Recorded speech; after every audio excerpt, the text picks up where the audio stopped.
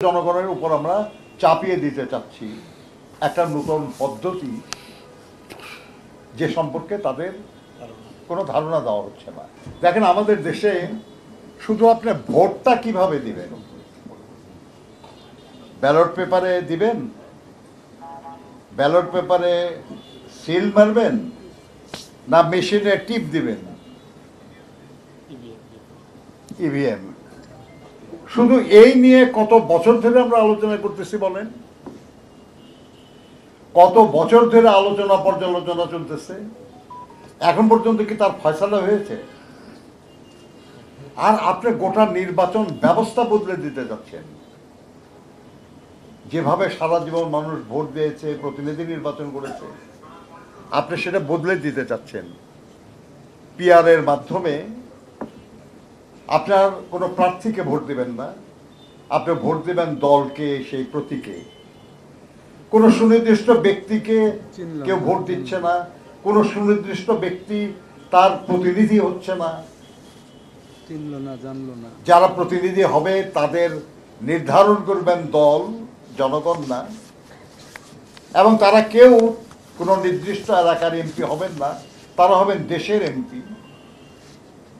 জনগণ তার সমস্যা নিয়ে কার কাছে যাবে এটা নির্ধারিত থাকবে না। এরকম একটা বড় পরিবর্তন যারা দেশের মালিক জনগণ, সেই জনগণকে আপনি এখনো পরিষ্কার করতেছেন না। কারণ গণতন্ত্র যেমন একটা কনসেপ্ট, একটা ধারণা, কিন্তু এটা অনুশীলন হয় বিভিন্ন দেশে বিভিন্নভাবে। আমেরিকায় যেভাবে গণতন্ত্র অনুশীলন হয়, ইংল্যান্ডে তো সেইভাবে হয় না, ফ্রান্সে যেভাবে হয়, ভারতে তো সেভাবে হয় না, এমনকি নেপালে যেভাবে হয়, বাংলাদেশে সেভাবে হয় না।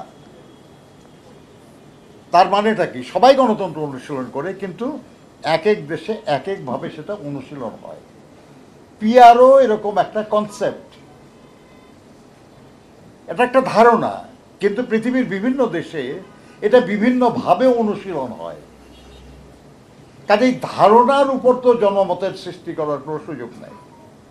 কি পদ্ধতিতে আপনি সেটা বাস্তবায়ন করতে চান, কার্যকর করতে চান, এই নিয়ে আমরা কোনো দলকে কিছু বলতে শুনি না।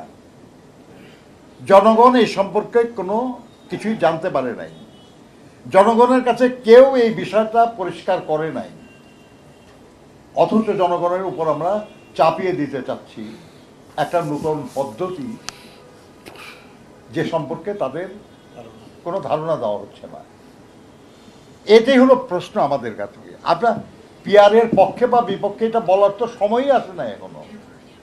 কারণ ব্যাপারটা তো আপনি আপনার পরিচ্ছন্নই করতেছেন না যে আপনি কী ধরনের একটা পদ্ধতি চান, যে পদ্ধতিতে নির্বাচন অনুষ্ঠিত হবে। আমরা কি কেউ জনগণকে কখনো জিজ্ঞাসা করেছি?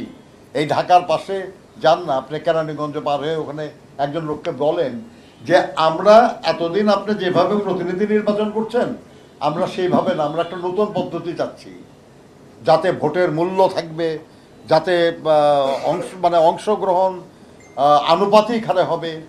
সেখানে আপনি কোনো ব্যক্তিকে না, আপনি দলকে ভোট দেবেন, এবং দল এমপি মনোনীত করবে।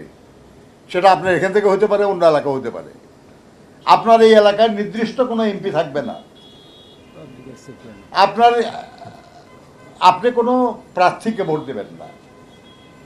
এই কথাগুলো আপনি বলছেন তাদেরকে, বলে তাদের মতামত চাইছেন যে তারা এটাতে রাজি কি রাজি না। এগুলো আমরা মনে করি যে এই নিয়ে যখন ইনসিস্ট করা হয়, তখন তো সন্দেহ করাই যায় আর কি, যে এটা একটা অযৌক্তিক চেষ্টা, যেটা অনিবার্য পরিণতি হতে পারে নির্বাচন অনুষ্ঠানের ক্ষেত্রে।